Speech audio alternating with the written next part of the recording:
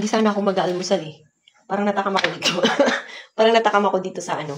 Sa kulay itim na ito. Yan. Isa lang muna. Lagyan natin ng... Pasarapin din natin. Mainit. Lagyan natin ng extra margarine para mas lalong sumarap.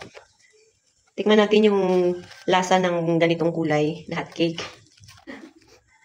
Kasi ito guys, kanina, doon ni nanay niluto sa uling. Hindi pala pwede ito sa uling. Kaya nandito siya ngayon, nilipat niya. Kasi dapat dahan-dahan lang, diba, yung hot cake. Dahan-dahan lang yung apoy. That's why. Yan.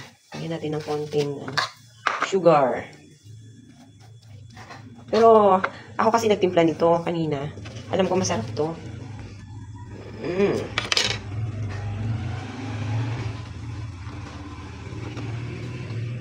Bayan natin ng kape.